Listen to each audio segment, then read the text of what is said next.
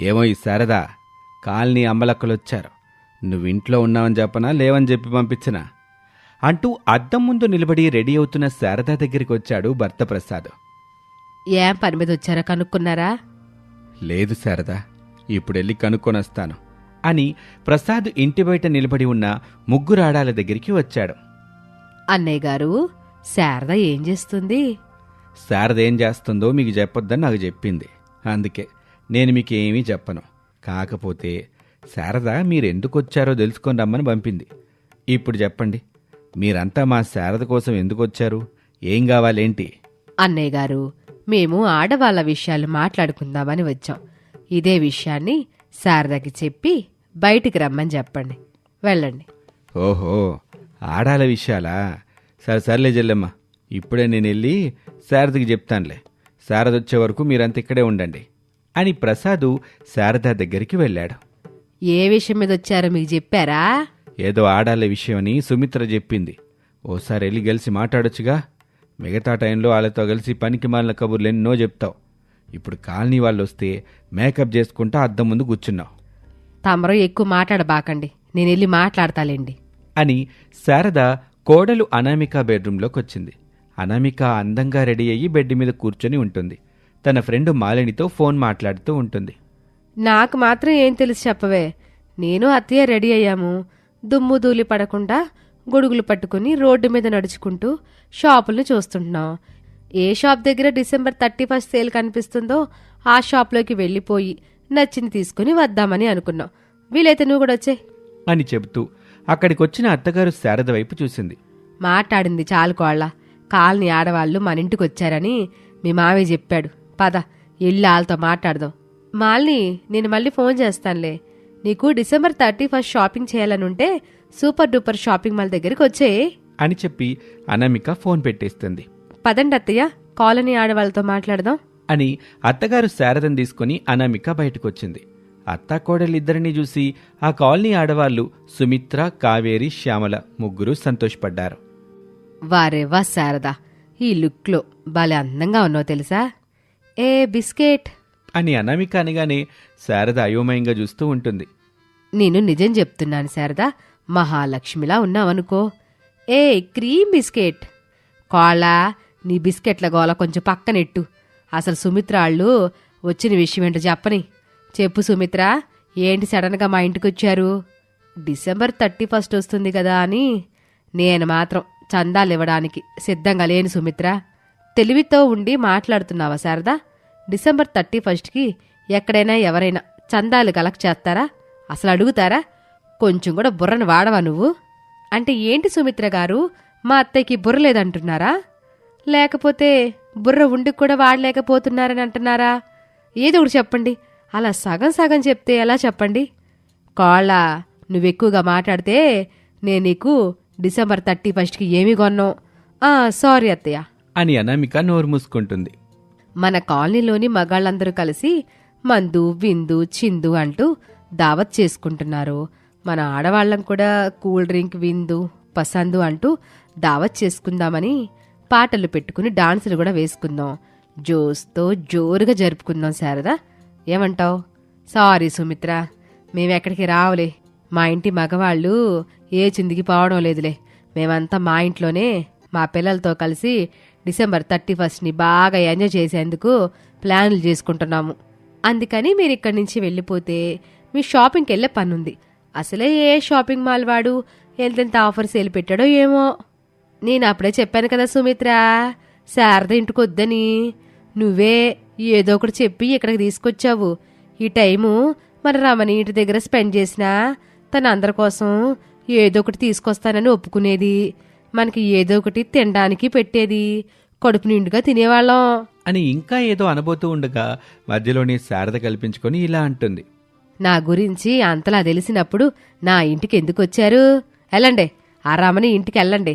అయినా ఇదెక్కడ దిక్కుమాలిన December 31 పార్టీ. మగవాళ్ళు మందు, చిందు, ఆడవాళ్ళు కూల్ డ్రింక్, పసందు. మరి పిల్లలు, మరి ఇంట్లో ఉండే పెద్దవాళ్ళు ఏమైపోతారని వాళ్ళ గురించి ఆలోచన కూడా ఉండాలి కదా కోళ్ళ. మా అత్తయ్య చెప్పిన దాంట్లో తప్పులేదు. ఇక వెళ్ళండి. మేం మాత్రం మా కుటుంబంతో December 31ని సెలబ్రేషన్ చేసుకుంటున్నాం అది కాదు శారదా, నేను వీళ్ళని ఎంతో బ్రతిమలాడి ఒప్పించి తీసుకొచ్చాను. నువ్వు డిసెంబర్ 31 పార్టీకి రాలేకపోయినా పర్వాలేదు, ఏదో ఒకటి స్పాన్సర్ చేస్తావని చెప్పు శారదా. మిగతా వాళ్ళు కూడా ఒక జోష్ వస్తుంది కదా, ఒకసారి ఆలోచించు. ఇందులో అంతలా ఆలోచించేది ఏమీ లేదు సుమిత్ర గారు. ఇక మీరు వెళ్ళొచ్చు. నేను మా అత్తయ్య షాపింగ్కి వెళ్లే పనుంది. వెళ్ళండి అని అత్తాకోడలిద్దరూ చెప్పడంతో ఆ వచ్చిన ముగ్గురు శ్యామల, సుమిత్ర, కావేరి అక్కడ్నుంచి అత్తాకోడలిద్దరినీ తిట్టుకుంటూ వెళ్ళిపోతారు. అత్తయ్య పదండి, పిల్లలు స్కూల్ నుంచి వచ్చేలోపు మనం షాపింగ్ పూర్తి చేసుకుని రావాలి. లేదంటే పిల్లలు చేసే అల్లరి అంతా ఇంత కాదు. సరే కోళ్ళ, నేను మీ మామయ్యతో షాపింగ్ చేసి వచ్చిన తర్వాత మాట్లాడతానులే అని అత్తాకోడళ్ళు ఇంటి నుంచి బయటకొచ్చారు. చెరొక చిన్న గొడుగుని పెట్టుకొని అలా సరదాగా మాట్లాడుకుంటూ రోడ్డు మీద నడుచుకుంటూ కనిపిస్తున్న షాపింగ్ మాల్ని చూస్తూ ఉంటారు. ఒక్కొక్క షాపింగ్ మాల్ దగ్గర ఒక్కొక్క విధంగా డిసెంబర్ 31 సేల్ ఆఫర్స్ కనిపిస్తూ ఉంటాయి వాళ్ళిద్దరికి. అవన్నీ చూస్తూ ఈ అత్తాకోడలిద్దరూ మురిసిపోతూ ఉంటారు. బట్టల షాప్లోకి వెళ్ళి వాళ్లకు నచ్చిన బట్టలు తీసుకున్నారు. చెప్పుల షాప్లోకి వెళ్ళి నచ్చిన చెప్పుల్ని తీసుకున్నారు. ఇక గాజుల షాప్కి వెళ్ళి వాళ్ళకెంతో ఇష్టమైన గాజుల్ని కొనుక్కున్నారు. దాదాపుగా ఈ అత్తాకోడలిద్దరూ అలా మాట్లాడుకుంటూ 2 గంటలకు పైగా రోడ్డు మీద తిరుగుతూనే నచ్చిన షాపింగ్ మొత్తం చేసేసి మధ్యాహ్నం 3 గంటల సమయంలో ఇంటికి తిరిగి వచ్చారు. తీసుకొచ్చిన కవర్స్ని హాల్లోనే సోఫాలో వేసి నీరసంగా సోఫాల్లో కూలబడ్డారు. కోళ్ళ, వెళ్ళి కూల్ వాటర్ తీసుకురావే. ఇప్పుడు నా వల్ల కాదత్తయ్య, నడిచి నడిచి నా కాళ్ళు కూడా లాగుతున్నాయి. ఏమాత్రం ఓపిక లేదు, నన్ను మన్నించండి అని అనామిక చెప్తుంటే ప్రసాదు 2 వాటర్ బాటిల్స్ పట్టుకొచ్చి వాళ్ళకిచ్చాడు. అత్తాకోడలు ఆ నీళ్లు తీసుకుని తాగుతూ ఉంటారు. ఏం శారదా, డిసెంబర్ 31కి చేయాల్సిన షాపింగ్ మొత్తం అయిపోయిందా? అయిపోయిందండి. బయట ఒక్కొక్క షాపు దగ్గర ఒక్కొక్క ఆఫర్ ఉంది. భలే అనిపించింది. మీకు, పిల్లలకి, అబ్బాయికి అందరికి సరిపడా బట్టలు, చెప్పులు, గాజులు వచ్చేసాయండి. అయ్యో శారదా, నేను అబ్బాయి గాజులేసుకుంటే బాగోదు, అవి మీరే వేసుకోండి అని చెప్పగానే శారద ముఖం వాడిపోయింది. అనామిక కిలకిలా నవ్వుతుంది. సర్లే, నేనెళ్ళి స్కూల్ నుంచి పిల్లల్ని తీసుకొస్తాను అని చెప్పి ప్రసాద్ ఇంట్లో నుంచి వెళ్ళిపోతాడు. కోళ్ళ, తినటానికి పిల్లల కోసం ఏమైనా ఎళ్ళు. సరే అత్తయ్య, మీరు కాస్త వీటిని లోపల పెట్టండి. పిల్లలకి ఆయనకి సర్ప్రైజ్ ఇద్దాం, అప్పుడు వాళ్ళు చాలా సంతోషపడతారు కదా. అలాగే లేవే, నేను ఖాళీగా ఉండడం నువ్వు చూడలేవు కదా. ఎప్పుడు చూడు ఏదో ఒక పని తీసుకొచ్చి నాకు చెప్తానే ఉంటావు అని శారదనగానే అనామిక ఏమీ మాట్లాడకుండా కిచెన్లోకి వెళ్ళింది. పిల్లల కోసం తినటానికి ఏదో ఒకటి చేస్తూ ఉంటుంది. శారద కొన్నవాటిని లోపలికి తీసుకెళ్తుంది. ఇక ప్రసాదు నవ్వుతూ పిల్లలిద్దరూ హరీష్ని, భవ్యని ఇంటికి తీసుకొచ్చాడు. ఇక పిల్లలిద్దరూ రావటంతోనే, నానమ్మ, నా కొత్త బట్టలు ఎక్కడున్నాయి? నా కొత్త చెప్పులు ఎక్కడున్నాయి? నా చేతికి వాచ్ ఎక్కడుంది? చెప్పు నానమ్మ, అన్నిటినీ బయటకు తీసుకురండి. అవును నానమ్మ, అన్నిటినీ తీసుకురండి. నా కోసం తీసుకున్న ఫ్రాక్తో పాటు మ్యాచింగ్ గాజులు, చెప్పులు కూడా తీసుకురండి అని గట్టిగా అరుస్తూ ఉంటారు. శారద వెంటనే హాల్లోకొచ్చింది. మీకోసం ఇవన్నీ తీసుకొచ్చామని ఎవరు చెప్పారా? మా తాతయ్య చెప్పాడు నానమ్మ అని అంటూ ఉండగా ప్రసాద్ ఇంట్లోకొచ్చాడు. అవును శారదా, దారిలో వాళ్ళకి నేనే చెప్పానులే. ఘనకార్యం చేశారులే గాని పిల్లలు, ఈరోజు రాత్రికి డిసెంబర్ 31 కదా. అవునానమ్మా, కేకులు, కూల్ డ్రింక్స్, ఐస్ క్రీంలతో పాటు వేడివేడిగా తినటానికి ఏవైనా చెయ్యండి. ఫుల్గా డిసెంబర్ 31 పార్టీ చేసుకుందాం. అవునానమ్మా, అన్ని ఏర్పాట్లు చేయండి. మనము చాలా బాగా ఎంజాయ్ చేయాలి.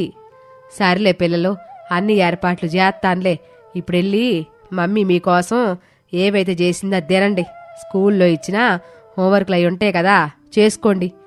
సరే నానమ్మా అని పిల్లలు చెప్తూ ఉండగా అనామిక పిల్లల కోసం చేసిన మ్యాగీ తీసుకొచ్చి వాళ్ళకిచ్చింది. పిల్లలు సంతోషంగా ఆ మ్యాగీ తీసుకొని తింటూ ఉంటారు. ఇక అత్తాకోడళ్ళు రాత్రికి చేయాల్సిన డిసెంబర్ 31 సెలబ్రేషన్ గురించి మాట్లాడుకుంటూ ఉంటారు. అలా సమయం గడుస్తూ రాత్రి 11 గంటలయింది. అత్తాకోడలిద్దరూ ఇంట్లోనే ఫుల్లు సౌండ్తో డీజే పెట్టారు. హరీషు, భవ్య, రమేషు, ప్రసాదులు అందరూ డాన్స్ చేస్తూ ఉంటారు. అలా గంట గడిచింది. అందరూ బాగా అలసిపోయారు. అత్తాకోడలు మాత్రం సోఫాలో కూర్చుని గోడకున్న గడియారం వంక చూస్తూ నిమిషాన్ని కౌంట్ చేస్తూ ఉంటారు. 12 గంటలయింది. సంతోషంగా కేక్ కట్ చేసి ఒకరికొకరు పంచుకొని తింటారు. హ్యాపీ న్యూ ఇయర్ అంటూ ఆ కాలనీ అంతా వినిపించేలా గట్టిగా అరుస్తారు. ఇక అందరూ కలిసి కాసేపు సరదాగా కబుర్లు చెప్పుకుంటూ ఉంటారు. ఈ విధంగా అత్తాకోడళ్ళు కొత్త సంవత్సరం సెలబ్రేషన్స్ని ఆనందంగా మొదలుపెట్టారు. ఇది ఇవాల్టి కథ. మరొక ఆసక్తికర కథలో మళ్ళీ కలుద్దాం. అంతవరకు సెలవు, నమస్తే. అనగనగా విజయపురి అనే ఒక పట్టణం. ఆ పట్టణంలో ఇంద్రపురి కాలనీ ఉంటుంది. ఆ కాలనీలో ఒక ఇంట్లో రమేష్, అతని భార్య అనామిక నివసిస్తూ ఉంటారు. రమేష్ ఒక ప్రైవేట్ కంపెనీలో సాధారణ ఉద్యోగి. వాళ్ళది సాదాసీదా జీవితం. రమేష్ పక్కింట్లో సురేష్, అతని భార్య అవని ఉంటారు. సురేష్ జీవనశైలి చాలా ఆడంబరంగా ఉంటుంది. ఒకరోజు సాయంత్రం రమేష్ ఆఫీస్ నుంచి ఇంటికొచ్చాడు.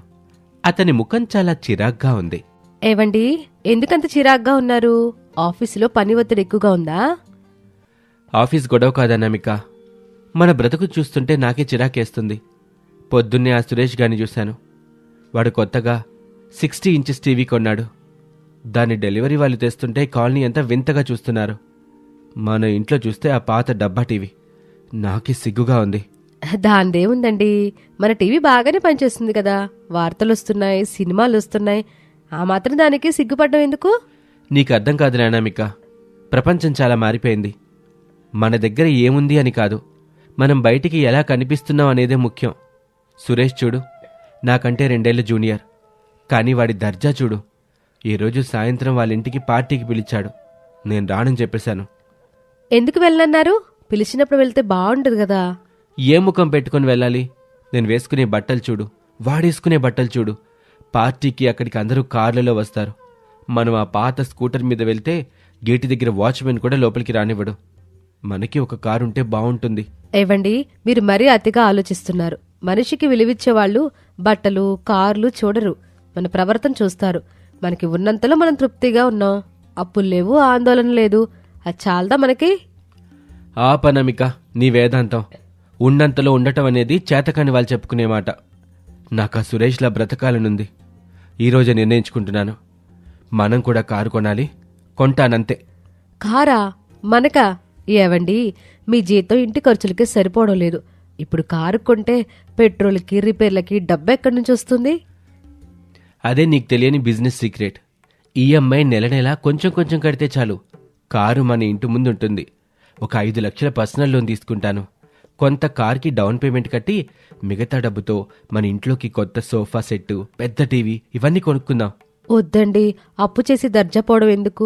నెలకొచ్చే జీతంలో సగం ఈఎంఐలకి పోతే మనం తినేదేంటి? రేపేదైనా అనారోగ్యం వస్తే పరిస్థితి ఏమిటండి? నువ్వెప్పుడు ఇలాగే అశుభంగా మాట్లాడకు. సురేష్ కూడా అలాగే కొంటున్నాడు. వాడు మేనేజ్ చేయగలేంది నేను చేయలేనా? సమాజంలో గౌరవం కావాలంటే ఈ మాత్రం రిస్క్ చేయాలి. రేపు బ్యాంకు వాడికి ఫోన్ చేస్తున్నాను, అంతే. అనామిక ఎంత చెప్పినా రమేష్ వినలేదు. మరుసటి రోజే లోన్ ప్రాసెస్ మొదలుపెట్టాడు. వారం రోజుల్లో ఇంటి ముందు ఒక కొత్త కారు వచ్చి నిలబడింది. ఇంట్లో కొత్త సోఫాలు, పెద్ద టీవీ కూడా వచ్చాయి. రమేష్ ముఖంలో ఒక వెలుగు వచ్చింది. కానీ అనామిక ముఖంలో మాత్రం ఆందోళన పెరిగింది. ఒక ఆదివారం ఉదయం, హే రమేష్, కంగ్రాట్స్, కారు అదిరిపోయింది. ఏ మోడల్?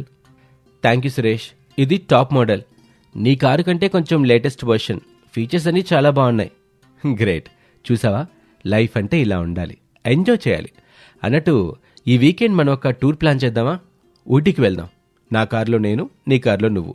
ఫ్యామిలీస్తో ఎంజాయ్ చేద్దాం. ష్యూర్, తప్పకుండా వెళ్దాం. లోపల నుంచి అనామిక ఇదంతా వింటుంది.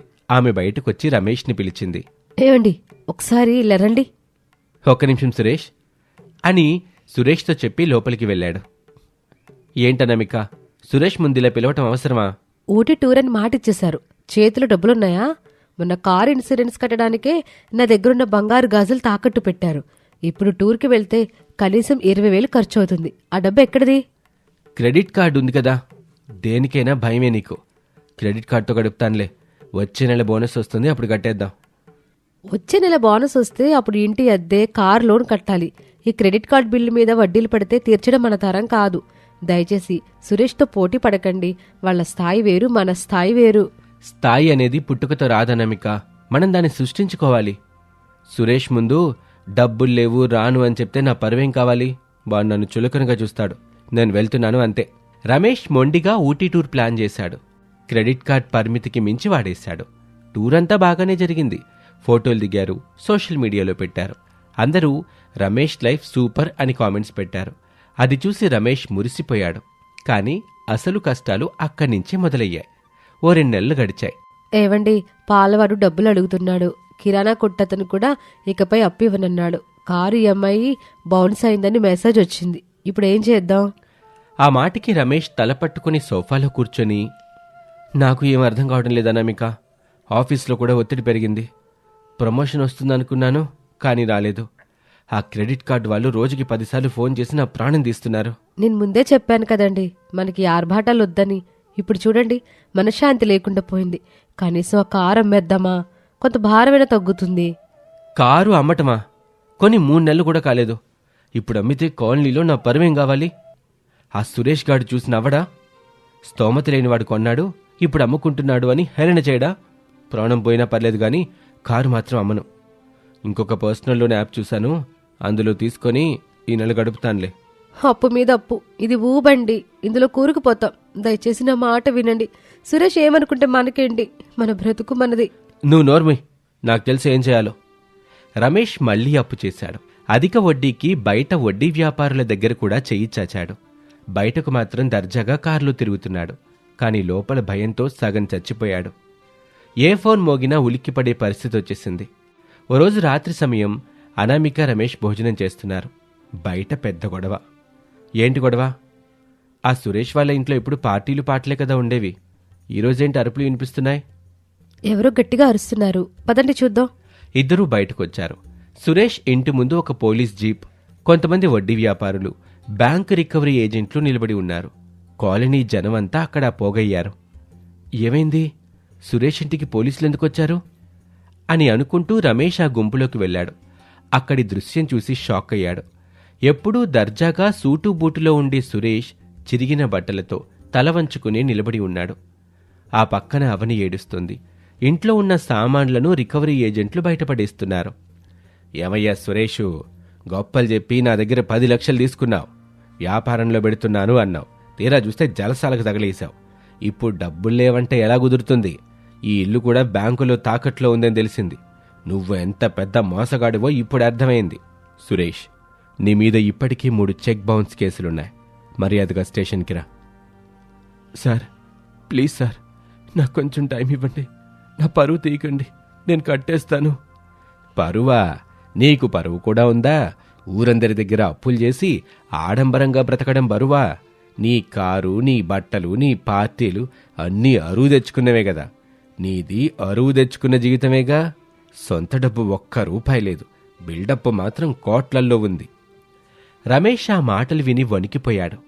అరువు తెచ్చుకున్న జీవితం, ఈ మాట తన గుండెలో గుణపంలా దిగింది. సురేష్ పరిస్థితి చూస్తుంటే తన భవిష్యత్తు అద్దంలో చూసుకున్నట్టు అనిపించింది. పోలీసులు సురేష్ని జీపులో ఎక్కించుకుని తీసుకువెళ్లారు. అవని గడపలో కూలబడి రోదిస్తుంది. కాలనీ వాళ్ళందరూ రకరకాలుగా మాట్లాడుకుంటున్నారు. చూశారా, ఎంత దర్జాగా ఉండేవాడు, అంతా ఉత్తుత్తిదే అన్నమాట. అప్పు చేసి ఆర్భాటాలకి పోతే ఇలాగే ఉంటుంది. ఉన్నంతలో తిని పడుకోక ఈ షోకులెందుకు? రమేష్, అనామిక మౌనంగా తమ ఇంట్లోకొచ్చారు. రమేష్ సోఫాలో కూలబడ్డాడు. అతనికి చెమటలు పడుతున్నాయి. అనామిక అతనికి నీళ్లు తెచ్చిచ్చింది. అనామిక, చూసావా? చాలా బాధగా ఉంది, కానీ భయంగా కూడా ఉంది. మనం కూడా అదే దారిలో వెళ్తున్నాం కదా. నిజమే అనామిక, సురేష్ నాకు ఆదర్శం అనుకున్నాను. వాడి లైఫ్ స్టైల్ చూసి అసూయపడ్డాను. కానీ అది ఆనందం కాదు, ఒక ఉచ్చు అని నాకిప్పుడే అర్థమైంది. సమాజం ముందు వాడి దోషులు నిలబడ్డాడు. ఆ వడ్డీ వ్యాపారి అన్న మాటలు నా గురించి అన్నట్టుగా ఉన్నాయి. ఇప్పటికైనా మించిపోయిందేమీ లేదు, మనం జాగ్రత్త పడదాం. అవును, ఈ క్షణమే నిర్ణయం తీసుకున్నాను. రేపు ఉదయమే ఈ కారం వేస్తాను. ఎంతొస్తే అంత బ్యాంకులో కట్టేస్తాను. నిజంగానే అండి? నిజంగానే అనామిక. కారు పోతే పోయింది, మనశ్శాంతి ముఖ్యం. ఈ కొత్త టీవీ, సోఫాలు ఇవి కూడా అమ్మేద్దాం. మన పాత జీవితమే బాగుంది. తక్కువ జీతమైనా రాత్రి హాయిగా నిద్రపోయేవాళ్ళం. నలుగురు ఏమనుకుంటారు అని భయపడి బ్రతకటం నరకం. నలుగురు మన కష్టంలో పాలు పంచుకోరు, మన అప్పులు తీర్చరు. నాకు ఈ మాట చాలండి. మనం కష్టపడదాం, ఉన్న అప్పులు తీర్చేద్దాం, మళ్ళీ ఆనందంగా బ్రతుకుదాం. మరుసటి రోజు ఉదయం రమేష్ తన కారు అమ్మకానికి పెట్టాడు. కాలనీలో కొందరు అడిగారు, ఏమిటి రమేష్ గారు, కొత్త కారు అప్పుడే అమ్మేస్తున్నారు, ఏమైంది? నా స్తోమతకు మించిన భారమైంది సార్, నడపలేకపోతున్నాను, అందుకే అమ్మేస్తున్నాను. ఆర్భటం కంటే ప్రశాంతత ముఖ్యం కదా. ఆ సమాధానం విన్న ఆ వ్యక్తి ఆశ్చర్యపోయాడు, కానీ గౌరవంగా చూశాడు. నిజమే సార్, ఆ ధైర్యం అందరికీ ఉండదు. మంచి పని చేశారు. ఆ రోజు మధ్యాహ్నం అనామిక కారమ్మిన డబ్బుతో సగం అప్పు తీరిపోయింది. సోఫాలు, టీవీ అమ్మగా వచ్చిన డబ్బుతో క్రెడిట్ కార్డు అప్పులు కట్టేశాను. మంచి పని చేశారండి. ఇక మనం ప్రశాంతంగా ఉండొచ్చు. ఒక నెల తరువాత అనామిక, రమేష్ ఇద్దరూ ఇంటి అరుగు మీద కూర్చొని చాయ్ తాగుతూ ఉన్నారు. అనామిక, ఇప్పుడు ఎలా అనిపిస్తుంది? కారు లేదు, పెద్ద టీవీ లేదు. చాలా హాయిగా ఉందండి. నిన్న రాత్రి మీరెంత గాఢంగా నిద్రపోయారో గమనించారా? ఆ నిద్ర ₹1,00,00,000 ఇచ్చినా దొరకదు. అవుననామిక, ఆ సురేష్ సంఘటన నా కళ్ళు తెరిపించింది. మనం ఎవరిని ఇంప్రెస్ చేయాల్సిన అవసరం లేదు. మన కోసం మనం బ్రతికితే చాలు. అరువు తెచ్చుకున్న జీవితం ఎప్పుడైనా కూలిపోతుంది. సొంత పునాదుల మీద కట్టుకున్న జీవితమే నిలబడుతుంది. అంతలోనే పక్కింటికి కొత్తగా ఎవరో అద్దెకొచ్చారు. ఆ కొత్త వ్యక్తి ఖరీదైన బైక్ మీద వచ్చి దిగాడు. అతని చేతిలో కొత్త ఐఫోన్ ఉంది. హలో అండి, నా పేరు కార్తీక్, సాఫ్ట్వేర్ ఇంజనీర్ని. ఈ బైక్ మొన్నే కొన్నాను. ఈఎంఐలేండి, లైఫ్ని ఎంజాయ్ చేయాలి కదా. అనామిక, రమేష్ ఒకరి ముఖం ఒకరు చూసుకుని నవ్వుకున్నారు. పాపం, ఇతను కూడా మరో సురేష్లా మారుతున్నాడు. దేవుడా, ఇతనికి కూడా త్వరగా జ్ఞానోదయం కలిగించు అని రమేష్ మనసులో అనుకున్నాడు. కాని పైకి మాత్రం, కంగ్రాట్స్ బాబు, జాగ్రత్తగా ఉండు, లైఫ్ని ఎంజాయ్ చేయి, కానీ అప్పులతో కాదు. ఆ సాయంత్రం సూర్యుడు అస్తమిస్తూ ఉండగా రమేష్ ఇల్లు చిన్నగా ఉన్నా అందులో వెలుగుతున్న దీపం మాత్రం చాలా ప్రకాశవంతంగా, ప్రశాంతంగా వెలుగుతుంది. పక్కవారిని చూసి మన జీవితాన్ని మార్చుకోకూడదు. అప్పు చేసి పొందే ఆనందం తాత్కాలికం, దానివల్ల వచ్చే బాధ మాత్రం శాశ్వతం. మనకున్న దానిలో తృప్తిగా బ్రతకటమే నిజమైన ఐశ్వర్యం. ఇది వాల్టి కథ. మరొక ఆసక్తికర కథలో మళ్ళీ కలుద్దాం. అంతవరకు సెలవు, నమస్తే.